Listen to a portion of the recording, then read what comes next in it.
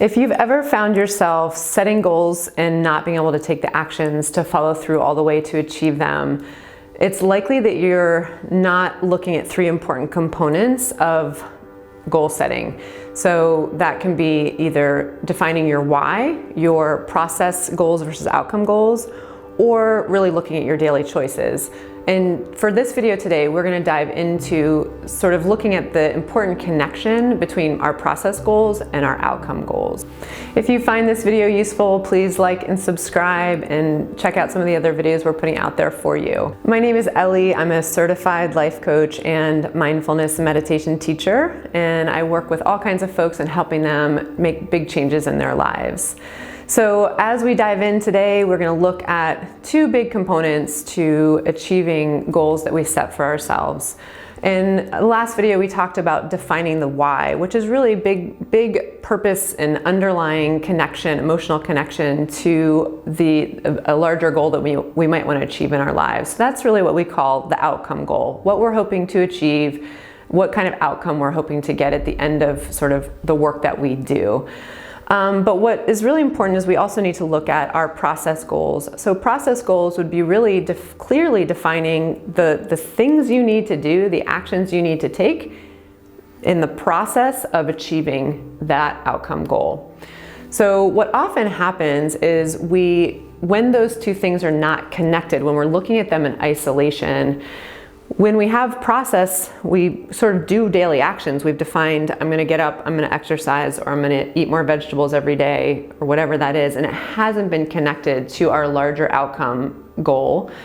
We tend to lose steam. We just sort of lose track of the fact that we're actually working towards creating some change in our lives that will make us feel better in whatever capacity. And so we often can kind of just undervalue and just sort of get off track with those goals. So it's really important to see how those processes are connected to that bigger outcome. If we only have a big outcome goal without connecting into some of the daily actions, sort of like I want to run a marathon, those goals can often feel either too big, too far-fetched, too lofty, and it can make us feel almost overwhelmed, or like what I do right now can't possibly impact me in getting there. And that's a little slippery slope, because when we look at our daily choices and how those process goals impact, they can help and hurt us in whatever direction we go in. So let's talk about how to connect those process goals to our outcome goals. So in order to make small, meaningful actions toward that outcome goal, you want to first, again, connect that to the why. So if you didn't get a chance yet to check out that why video, please do, because this will be an important component of really tethering your actions to that deeper, meaningful change that you want to make.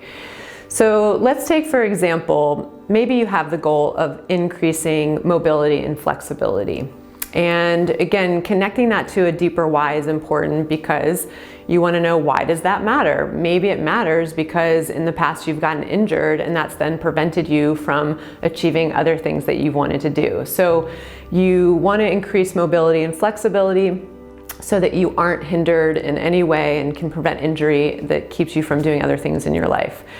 So the process goals, instead of saying something like, I need to stretch more, it's really vague, you want to actually define, I'm going to stretch for a minimum of 5 minutes after every workout that I do.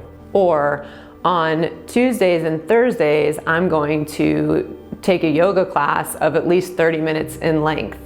So you want to drop down into some really tangible, distinct, finite actions that you're going to take on a regular basis with clear definition, so that when those opportunities arise, you are really staying committed and working toward that larger goal. So if you find yourself getting off track with a goal that you might have for yourself, just take a moment, ask yourself, are you really connecting those process goals into a larger outcome goal, and vice versa? And if you like this, please feel free to check out my website and follow me on Instagram for more coaching tips. You can find the link for that in the description. And please, again, feel free to subscribe and like, and we've got more videos coming up.